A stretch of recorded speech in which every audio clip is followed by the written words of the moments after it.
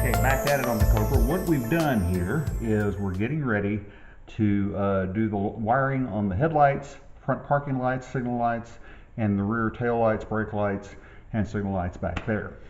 What I did is I had to get some plugs, which I'll show you in just a moment, for the parking lights and the tail lights, because I didn't like the method of hooking up that they sent with the wiring kit. Now, the headlights I'm going to wire in the standard 3-pin plug, but the way the bucket is, it's a small hole, the plug won't fit through the hole, so you have to have it run in from the front. What I'm going to do is I'm going to use spade connectors on the other side of the bucket to hook up those 3-pin connectors. That way I can detach them when I get ready to take the headlights off in order to actually get ready and paint the car. That way they can be off of there and I can tape everything up and paint the car without them on there. Let's get started.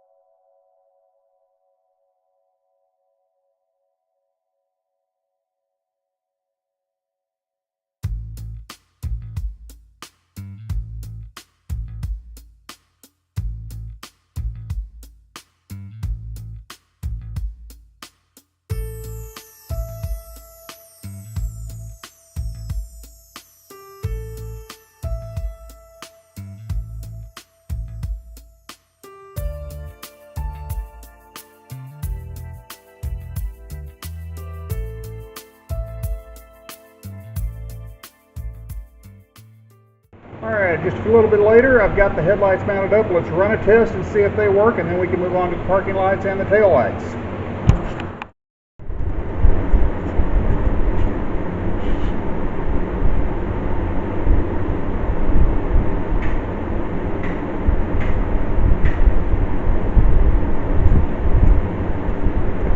It looks like we're good to go.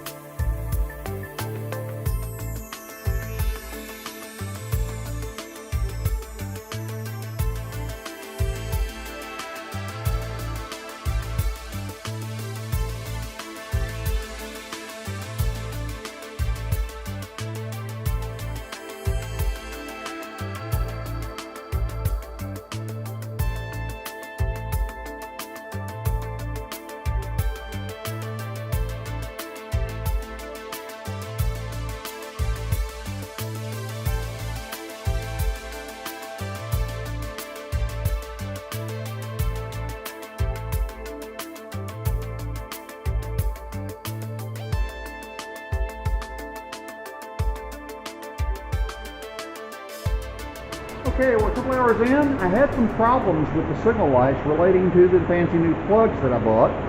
Now, whether it's due to cheap Amazon Chinese parts or idiot operator error, could go either way. But I went back after not being able to get the passenger side to work right and then having problems with the driver's side again. I decided to use my old tried and true faithful spade connectors. Now, I know you're going to see some wires dangling underneath. What's going to happen is I put the body on it to cut everything to length. That way I can make sure that everything lines up. When the body comes back off again, which will be very soon, I will then loom everything, get it nice and neat, and tucked away where it belongs. But let's see what we've got. Turning on the headlights, which you'll see here, is very simple. We've got headlights and parking lights on this side and on this side. Now what I'm going to do is I'm going to set this down right here so we can take a look at a few things.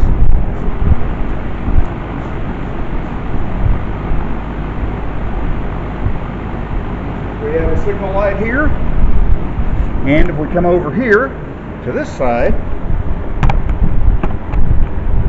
angle this down just a little bit.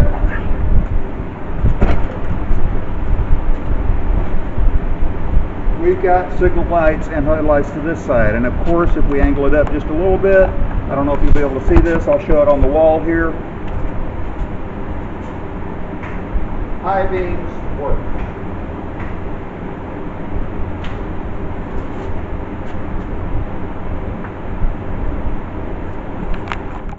Front lights are sorted. Let's move to the back and do the tail lights.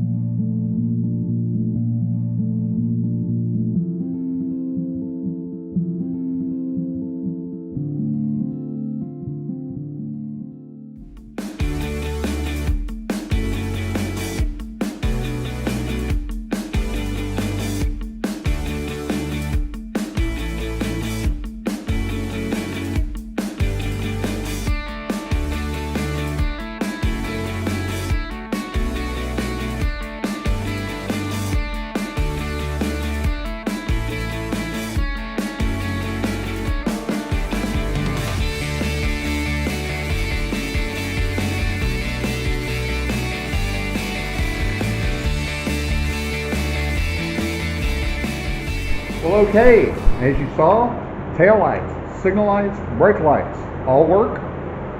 Front, the parking lights and the signal lights work. Headlights, high beam and low beam works. I've got one more wire to tie in, actually two if you count the ground, and that is the light to the license plate light. It ties into the rear parking light wire, but I'm not going to be able to do that until I get the trunk lid on it. That way I can know the length of it and everything. Again, I know the wiring is a little bit stringy right now, but the entire purpose of putting the body on it was so I know where to terminate and how long to terminate the wires, so they are in the position they need to be now. Once the body comes back off, I will loom everything nice and neat, get it tied in. But the main thing is they are working and we are good to go. Once again, let's take a look.